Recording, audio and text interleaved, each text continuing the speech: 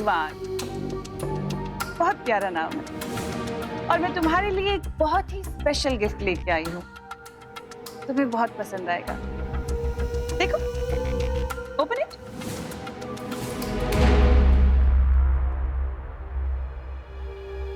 Okay, let me open.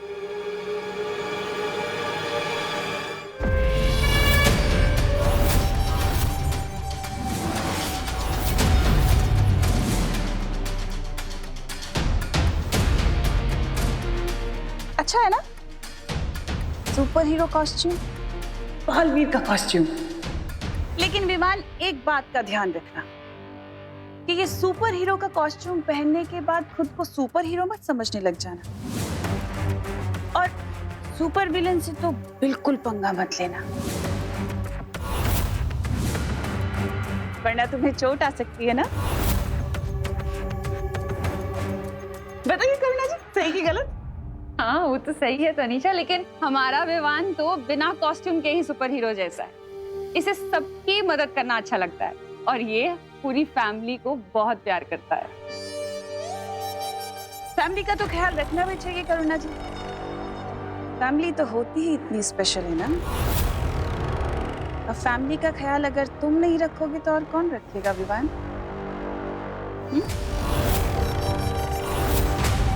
अरे अभी बातें ही करते रहोगे? ये लोग लंदन से इतनी दूर से फ्लाइट पकड़ कर आए हैं, इन्हें आराम भी करने दो। बहू, तनीषा और अभय को उनके कमरे में लेके जाओ। हाँ हाँ, चलो चलो। अच्छा लगा ना? आओ तनीषा, आओ अभय।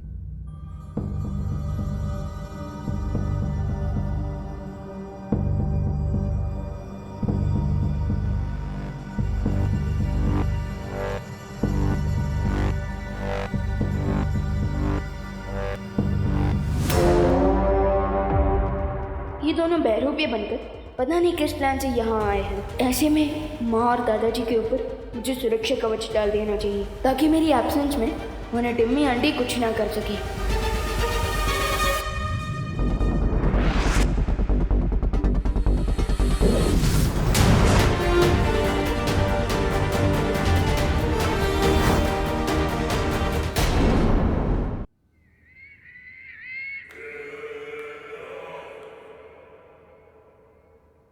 क्या बात है भैमार,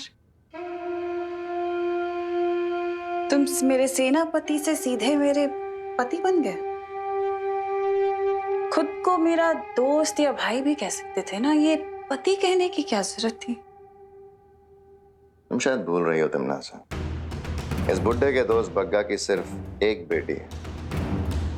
तो अगर मैं कहता कि मैं तुम्हारा भाई हूं तो इस बुड्ढे के 100 सवाल आते, और अगर मैं कहता कि मैं तुम्हारा दोस्त हूं तो उस करुणा के 1000 सवालों के जवाब तुम देती।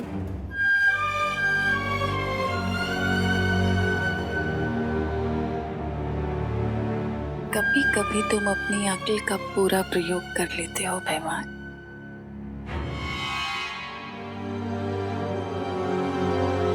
क्या हुआ? अपनी धर्म पत्नी से संकोच कैसा? तिमनासा, ये मजाक का वक्त नहीं है। तुमने जब्दाली और तौबा तौबा को जिस काम के लिए भेजा था वो कब पूरा होगा? यही बात तो मुझे तुम्हारी बहुत पसंद है कि तुम्हें काल लोक की इतनी परवाह है। और रही बात काम की, तो मैंने जब्दाली को एक ऐसी शक्ति दी है, एक ऐसा यंत्र दिया है जो सुबह तक तैयार हो जाएगा और उसके बाद पूरी दुनिया हमारे कब्जे में होगी।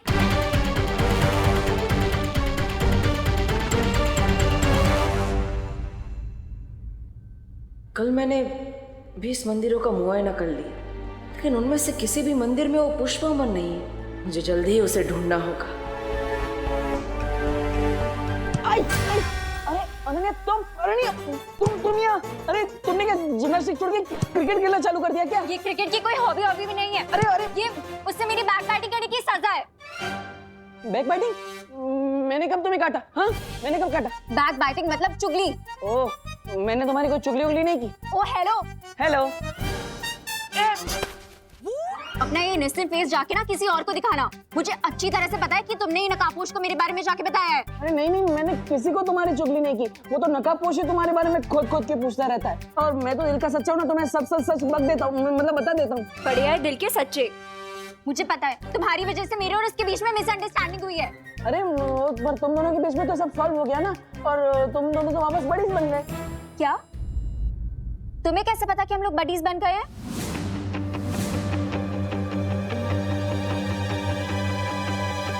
कहाँ भाग रहे हो? कहाँ तक भागोगे? तुम बस से भागोगे तो मैं ट्रेन से पीछे आऊंगी, तुम ट्रेन से भागोगे तो मैं प्लेन से पीछे आऊंगी। अभी तुम्हारा पीछा नहीं छोड़ूंगी मैं। मुझे सच सच बताओ कि मेरे और नकाबपोश के बैचअप के बारे में तुम्हें कैसे पता? अरे यार सिंपल है। आज सुबह जब वो मुझे वापस कॉलेज छोड़ने को आया तो उसी ने मुझे सब सच बता दिया। अब सच कहूँ तो उसके पेट में एक भी बात नहीं टिकती, सीरियसली।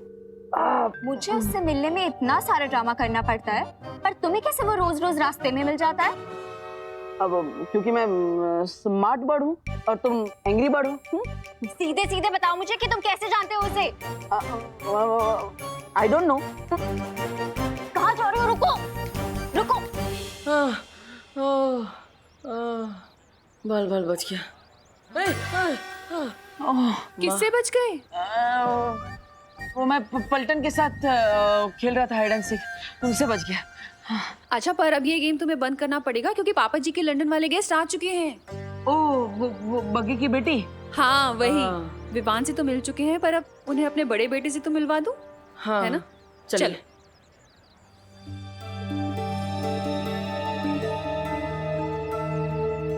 उम्मीद है इस बार तुम्हारे बोए हुए बीज काम आएंगे तमन्ना। मैं तुम्हें कितनी बार कहूँ भैमार कि ये मेरा अंतिम और निर्णायक युद्ध है नकाबपोश और बालवीर के साथ। इनसे मिलो। ये हैं हमारे लंदन से आए गेस्ट। ये है तनीषा। हाय। और ये है इनके हस्बैंड अभय।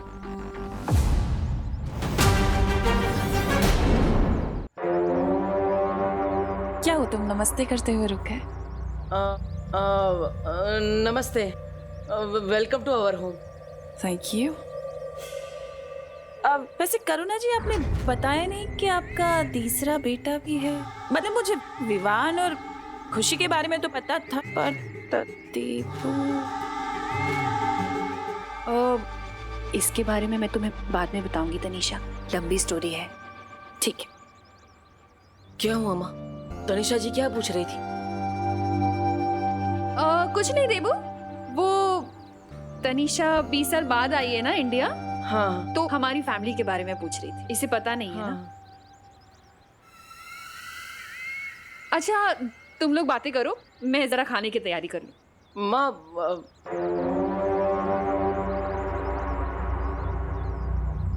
तुम्हारी शक्ल तुम्हारी माँ से मिलती नहीं है, क्यों ऐसा? अरे क्यों टांग खींच रहे हो बेचारे की?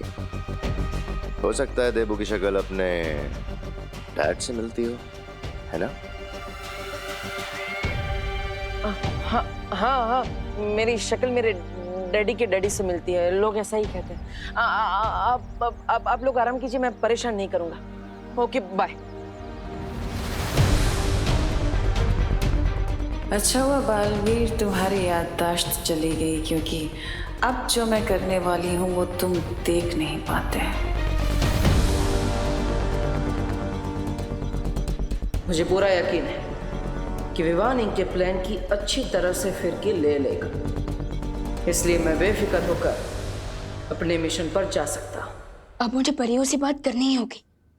जरा सा झूम लूं मैं, अरे नारे पापा ना। मस्ती बड़ी मस्ती बड़ी मस्ती बड़ी मस्ती। विवान, बहुत बड़ी समस्या हो गई। तो आपको भी पता चल गया? हाँ, लेकिन तुम्हें कैसे पता? समस्या मेरे घर में ही तो हुई है, तो मुझे कैसे नहीं पता होगा?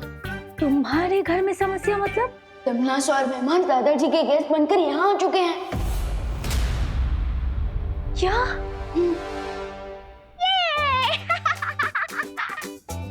मस्ती भरी भाई परी, आज मस्ती परी कुछ ज्यादा ही मस्ती के मूड में लग रही है। मस्ती परी, अरे मस्ती, अरे मम्मी देखेगी तो यही सोचेगी कि मैं बेड पे कूद रहा था और डांट मुझे पड़ेगी। मस्ती परी प्लीज रुक जाइए ना।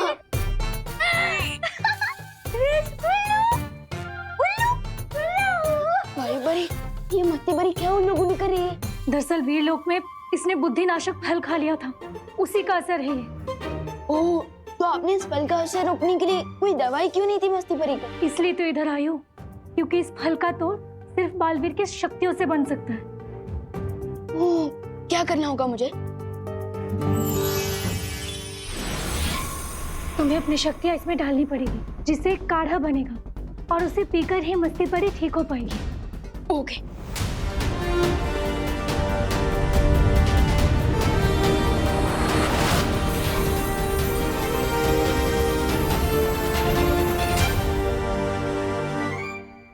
भाई परी, हमने दवाई तो पिला दी, लेकिन इस दवाई का असर होने में और कितना समय लगेगा?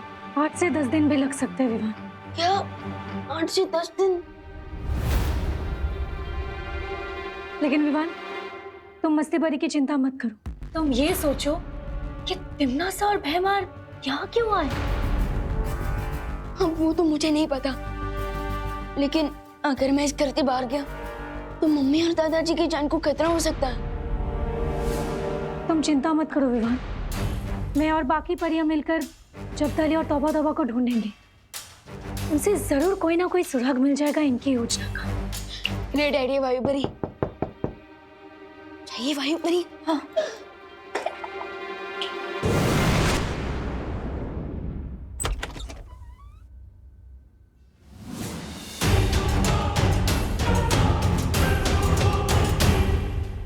कैसे हो विवाह? मुझे पता है कि तुम्हारे इस छोटे से दिमाग में बहुत बड़े बड़े सवाल चल रहे हैं, है ना?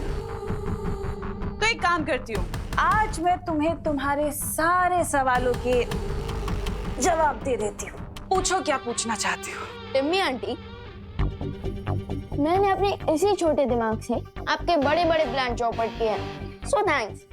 And let me tell you, exams के सवालों में मैं अपने जवाब खुद ही ढूंढ लेता हूँ, किसी की हेल्प नहीं लेता।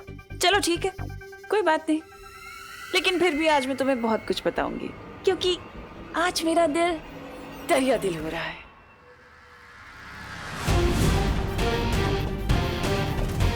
ये टिम्मी आंटी क्या करने वाली है?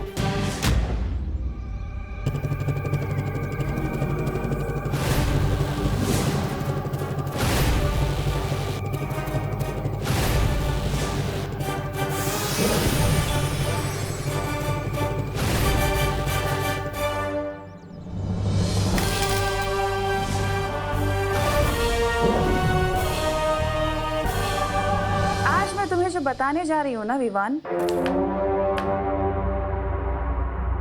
वो अच्छाई और बुराई के अंतिम युद्ध की शुरुआत होगी।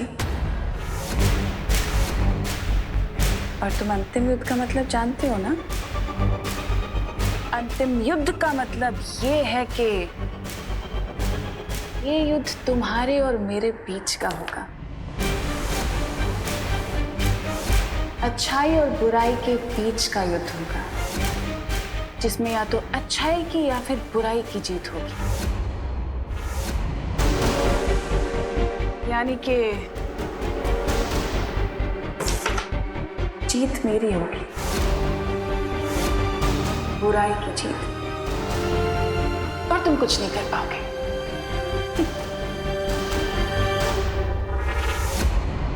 आई होप कि अब अंतिम युद्ध के साथ साथ अंतिम संस्कार की भी तैयारी कर ली होगी।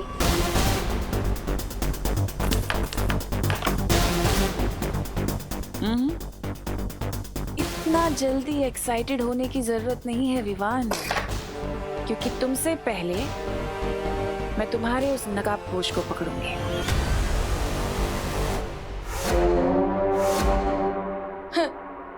मेरा चैलेंज है, मेरे रहते तुम दोस्त को टच भी नहीं कर पाओगी। चैलेंज तो ठीक है,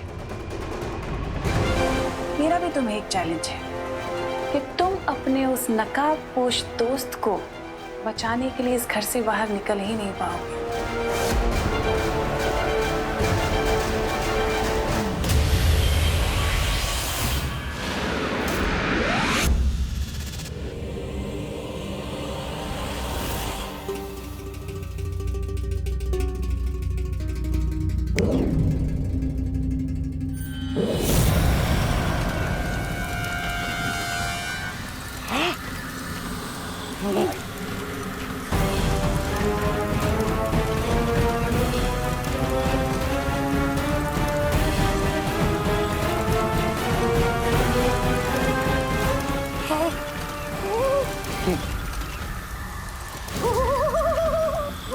चैताली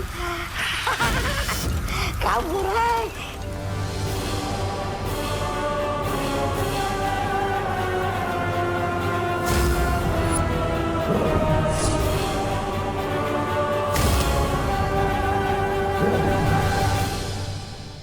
और रही बात तुम्हारी, तो देखो मैं तुम्हारे ही घर में तुम्हारे साथ तुम्हारे परिवार के बीच में हूँ और तुम मेरा कुछ नहीं बिगाड़ पा रहे हो। तो जाल में तो तुम फंस गए ना मेरे।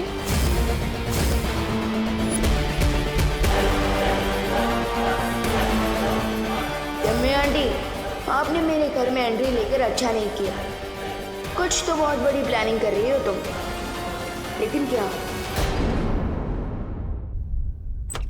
विवान, वो तमन्ना देखो भैया, आपको भी पता चल गया कि दादाजी के गेस्ट एक्चुअली गेस्ट नहीं बल्कि पेस्ट है, और हमें पेस्ट कंट्रोल करना ही होगा। हाँ, लेकिन वो तुम्हें यहाँ क्यों आए हैं? ये दोनों इस बार नकाबपोश दोस्त की पतंग काटने की विश लेकर आए हैं।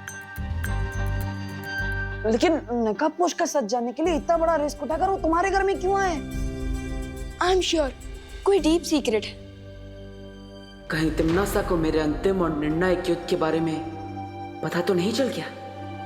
मुझे जल्दी ही उस छुपी शक्ति को ढूंढना होगा। बट फिकर नॉट भैया, मैंने टिम्मी आंटी को इससे पहले भी कई बार हार का कड़वा जूस पिलाया, सो इस बार भी वही करूंगा। और मैंने परियों को टिम्मी आंटी की प्लान की डिटेल जानने भेज दिया है। वाह, ये तो बहुत अच्छा किया। तो मैं भी अभी भाईमार को वो जमाल घोटा खिला देता हूँ और तिमनासा को नींद की गोलियां। नहीं, एक मिनट। देबू भैया, इस बार हमें टिब्बी आंटी पर सर्जिकल स्ट्राइक करनी होगी, बिल्कुल चुपके से, कैलकुलेटेड अटैक। और हाँ, इन सब चीजों के बारे में मम्मी को बिल्कुल भी पता नहीं चलना चाहिए, प्लीज। हाँ, यू आर राइट। माँ से सच छुपाने के चक्कर में मेरी जुबान कथकली, डिस्को डांस सब करने लगती है। इसलिए देबू भैया, मेरी ना आपसे एक रिक्वेस्ट है। क्या? इस बार ना सबसे बड़ा कंट्रीब्यूशन आपका ही है। अच्छा, अरे वाह। हाँ, और वो ये है कि हाँ, बोलो बोलो। कि टिम्मी आंटी को हराने में अब कोई कंट्रीब्यूशन ना करे। हाँ? हाँ, ठीक है, मैं इस बार भी कुछ नहीं करता। ओके? ओके भैया। विवान, कुछ समझाने की जरूरत नहीं। देखो, मैं इस कमरे के अंदर ही रहूंगा, तिमनासा और भाईमार की नजरों में बिल्कुल भी नहीं आऊंगा, ताकि माँ और दादाजी सुरक्षित रहे। मेरी फैमिली तो आप ही है देबू भैया, आपको प्रोटेक्ट करना भी मेरी रिस्पॉन्सिबिलिटी है, इसलिए मैं आपको इन सबसे दूर रखना चाहता हूँ। बट आई प्रॉमिस, इस एंड गेम में मैं तिमनासा का दी एंड करके ही रहूंगा। इस अंतिम युद्ध में साथ मिलकर लड़ने का एक ही तरीका है मेरे पास, कि मैं जल्द से जल्द उस पुष्प अमर को ढूंढ लूं। इस मिशन का एक पार्ट तुम पूरा करोगे और दूसरा पार्ट मैं करूंगा।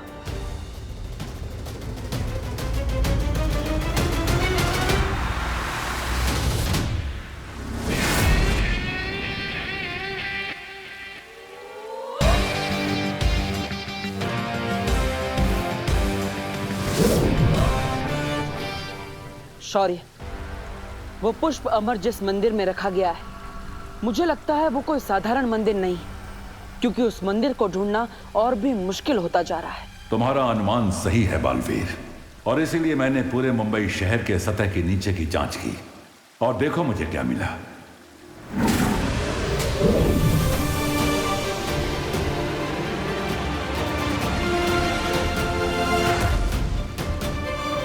वो मंदिर इस खंडहर में है और ये खंडहर भारत नगर के पीछे है। मेरे पास तुम्हारे लिए एक और वस्तु है।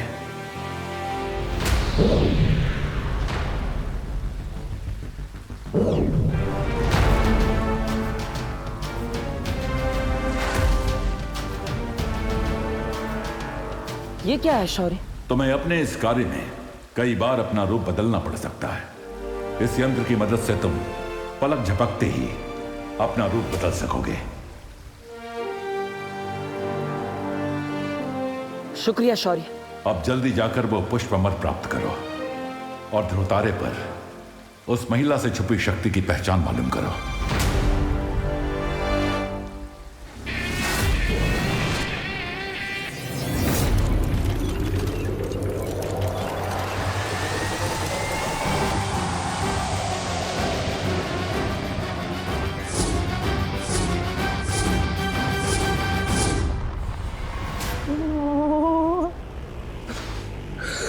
ठंड कहां से वापस आ गई? रजा ले आओ बाची। मेरा जैकेट कहां गया? जैसे ही परियों को जप्ताली और तौबा तौबा से कोई इन्फॉर्मेशन मिलेगी, मैं आगे का प्लान। दादाजी, विंटर सीजन आने में अभी 2-3 महीने का टाइम है, तो आप अभी से शॉल ओढ़कर क्यों तैयार हो गए? ये लीजिए पापा जी, आपकी गर्मा गर्म चाय और ये आपका ब्लैंकेट। मम्मी, आपको भी सर्दी लग रही है? कहीं आप दोनों को फीवर तो नहीं? अरे बोला नहीं, सुनो, हमें तो कोई फीवर नहीं है, लेकिन अगर तुम सर्दी में ऐसे घूमोगे ना तो तुम्हें जरूर फीवर हो जाएगा।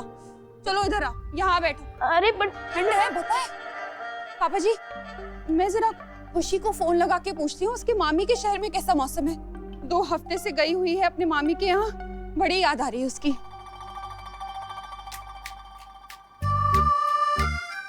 अरे मम्मी, अरे कहाँ जा रहे हो? बैठो। अरे ये लो कंबल ओढ़ो। चुपचाप बैठ। हो गई बात खुशी से पापा जी। वो बोल रही है कि बजरंगपुर में भी ऐसे ही ठंडी का मौसम है। ये सब हो क्या रहा है? ये सब ग्लोबल वार्मिंग की वजह से हो रहा है। वार्मिंग तो मुझे ब्लैंकेट के अंदर लग रही है। दरअसल इंसानों ने प्रकृति का संतुलन बिगाड़ दिया है, इसीलिए गर्मी की मौसम में सर्दी लगती है, रेगिस्तान में बारिश होती है, ऑस्ट्रेलिया में आग लग जाती है, कहीं पे भूकंप होता है और कहीं पे तूफान।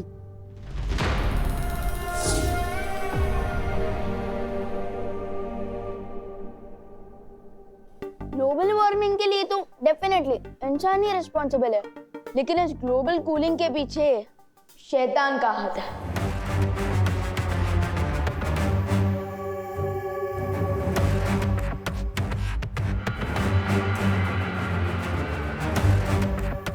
विवान, मैं तो टच कर रहा था बॉल को। अरे अभी तनीषा, आओ आओ आओ, बैठो। मैं तुम लोगों के लिए भी गर्मा गर्म चाय लेकर आती हूँ। कैसे हैं?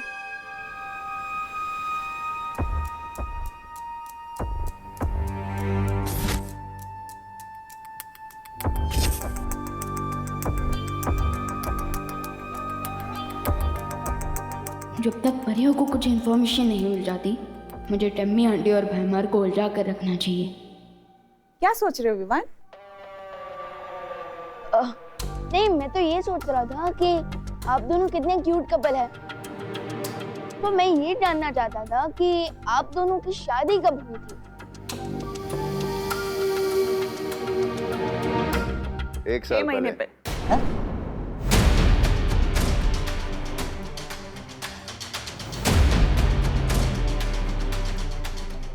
एक साल पहले या 6 महीने पहले? कितने अजीब कपल है, इतनी जल्दी अपनी वेडिंग डेट भी भूल गए। अब सामने आ जाएगी इनकी रियलिटी।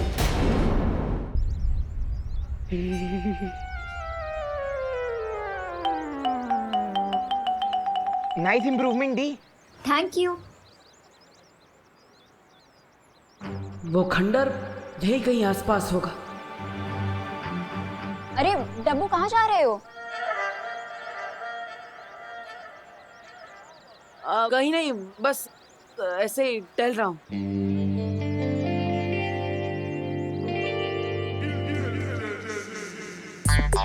अरे चिंटू, क्या हुआ? ऐसे ब्लैंकेट ओढ़कर क्यों बैठे हो? मैं ब्लैंकेट ओढ़ूं या फिर बिना पैराशूट के प्लेन से डाई मारूं? आपको क्या प्रॉब्लम है देवो भैया? नहीं नहीं नहीं, मुझे तो कोई प्रॉब्लम नहीं है। मैं तो बस अपना जनरल नॉलेज बढ़ाना चाहता हूँ कि ऐसा क्या लग रहा है तुम्हें कि तुम कंबल ओढ़ के ऐसे कोल्ड ड्रिंक पी रहे हो? हाँ? अरे देवो भैया, ब्लैंकेट इसलिए ओढ़ा है क्योंकि मौसम अचानक से ठंडा हो गया है, और जूस इसलिए पी रहा हूँ ताकि कंबल के अंदर बॉडी गर्म ना हो जाए। ओह, तुम तो स्मार्ट नहीं, ओवर स्मार्ट हो। वाह, ये तो सभी जानते हैं। जीप सैंपल है। हैं? कुछ नहीं, पियो।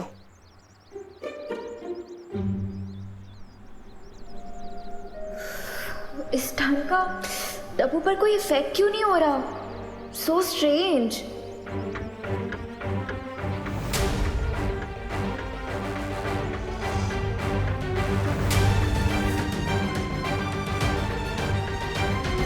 इसका मतलब चिंटू ही नहीं, बाकी लोगों को भी ठंड लग रही है। ये तिम्ना सा की कोई चाल तो नहीं?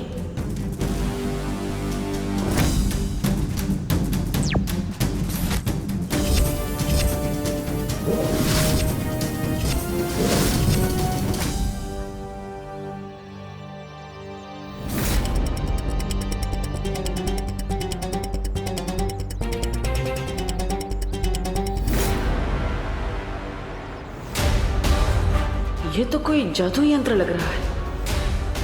इसका टेम्परेचर तो बर्फ से भी कम है। बोलो बेटा, ये तुम्हारे शादी के अलग अलग डेट्स का क्या चक्कर है?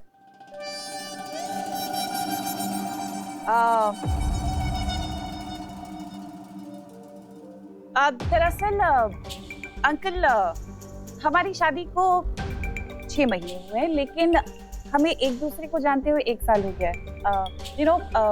मेरे कहने का मतलब ये है कि जब हम 1 साल पहले मिले थे तो अभय ने तभी मुझे अपनी बीवी मान लिया था, लवी डबी वाइफी। इसलिए मैं शादी की डेट 1 साल पहले से गिनता हूँ, जबकि हमारी ऑफिशियल वेडिंग डेट 6 महीने पहले की है। वाह, आप लोगों की स्टोरी तो वाकई में बहुत रोमांटिक है। हाँ दादाजी, वेरी रोमांटिक। अच्छा अब ये बताइए, आप लंदन में रहते कहाँ? Central London.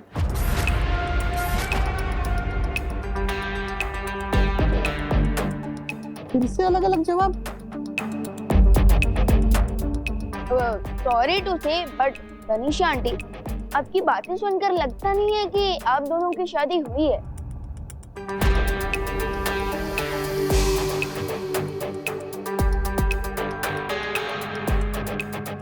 I am sorry uncle, but मैं ये क्विज खेलने में और इंटरेस्टेड नहीं हूँ। Thank you. नाचना है तो आंगन टेढ़ा। अबे, We have to confess.